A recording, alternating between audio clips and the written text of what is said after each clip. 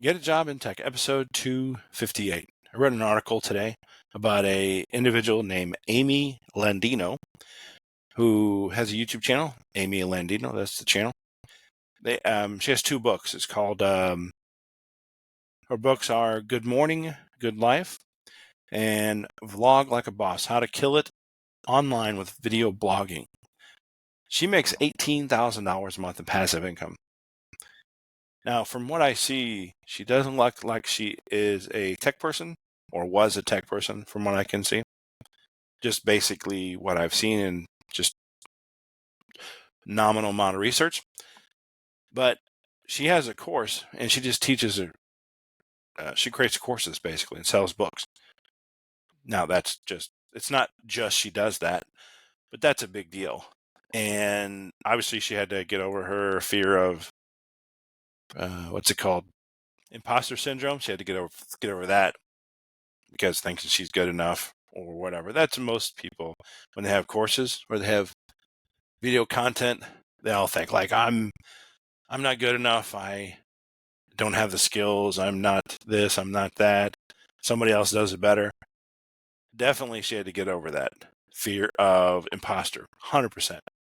The second thing was because she had a job working in the industry, she worked at a social media marketing, so basically like a ad agency, what you call an ad agency back in the day. She worked at one of those, and then she learned how it works, which is fantastic, by the way. Now, how you transition this to a tech job, or how would you do this if you're a tech? Obviously, this is get a job in tech, so let's talk about tech related. If you got a tech, if you're working at Walmart or McDonald's, let's say, and you get over your fear of insecurity or fear of imposter syndrome, you're not good enough, etc., etc. And you create yourself a YouTube channel. It doesn't matter. And then you just talk about your experience. Talk about maybe even you have a footage of you working at McDonald's or Walmart. Although I wouldn't recommend Walmart, but McDonald's I think it'd be fine. You work at Walmart. You're working at Walmart, and then you're basically showing the audience that you're getting this job in tech. So you're going in interviews and you show what it looks like to search for a job online, and then you maybe you can talk about you just had an interview and you talk about the interview you had for the help desk basically, or the call center job. And if you get the call center job, then you talk about that in your video post. Maybe you don't tell the company name,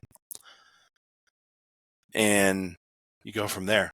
And then you take the person who's watching the video, you're giving them a little more confidence themselves because maybe they see themselves in you. And if you can do it, then they can probably do it. And so they're not seeing the finished product. Okay. They're not seeing the finished product. They're seeing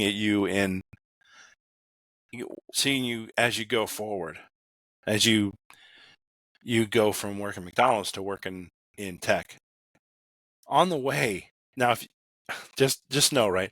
If you get too big, if you get too successful, there are going to be people out there who are going to try to drag you down. 100%.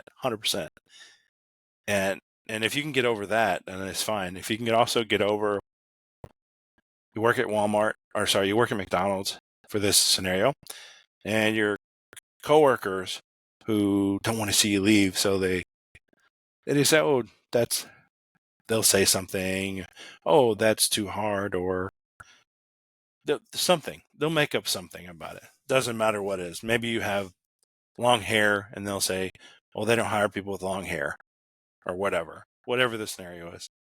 You can just use your imagination in that regard. They're like, oh yeah, you can only get a job here, there, and that, and other.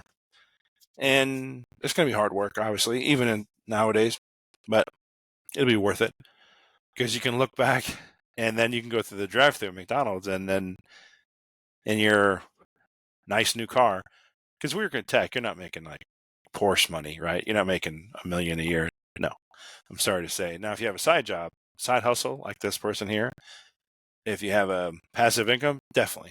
But if you're just working tech, you're going to top out at like $200K the most. Yeah, I'd say the most. Depends on where you live too. If you live in DC, yeah, that's definitely going to happen. New York, definitely it's going to happen, 200K. And if you live in the Midwest or California, your salaries are different, obviously. And you're going to pull up there in your nice, maybe used Lake Tahoe, right? That's nice. Or your used car. You just got 10,000 miles on it, and you pay it off because you're an IT person now. Yeah, and 18,000. That's amazing for this person. So good for her. Good deal for that. Secondary. I just thought about this. Have you been following Bitcoin and crypto and all that stuff? I follow it quite often, and Bitcoin's been going up really a lot, like almost 90,000, $90,000 per coin. So my opinion is, obviously, I'm not a financial advisor. This is not financial advice, to take it for what it is. However, the reason I think that so you have three of the dominating coins. You have Bitcoin, you have Ethereum, and you have, now it's Solana. That's the dominating one. So Ethereum, the big thing with Ethereum, the reason why I foresee Ethereum losing some traction, but not going away, but losing some traction, is because of the transaction fees. Let's say you buy a coin. Let's say you buy Pepe coin, for example, and you're going to buy $100 worth of Pepe coin from Ethereum. It might cost you $100 in fees just to buy $100 worth of Pepe coin, or it might cost you more. It could cost you double just to buy this one token. Whereas Solana, that's another token. It doesn't cost you as much. It costs you maybe a couple of pennies, or maybe $1 at the most, to purchase $100 worth of a coin. The only difference is the coin has to be on the chain. So you have Ethereum chains. So you have BNB, of course, Binance, right? But the token itself, or the coin, has to be part of the Ethereum blockchain. And then Solana has its own blockchain as well, or it has its own tokens, if you will. And so what you'll probably see is a lot of tokens migrate from Ethereum, or not migrate, but they'll be able to include the ability to buy it from Solana blockchain, or the exchange. You want to call it exchange, blockchain, whatever you want to call it that way. Basically, it's you're buying or using Solana to purchase tokens on the Solana tokens, essentially. And just like with Binance, your Binance has certain tokens. PancakeSwap is a token they have. They have Dogecoin. That's a token they have. And you're able to buy that. You're able to purchase it that way using the Binance, BNB, right? Basically. So essentially you're trading your Binance or your BNB for this other token, be it Dogecoin or whatever it is out there, and Bitcoin as well. Just something to think about. $18,000 a month passive income. Again, you're an IT person or you work at McDonald's. Document your process, put it out there. Who knows, you might get some good content, and it might lead you into more passive income. Thanks a lot. We'll see you in the next one.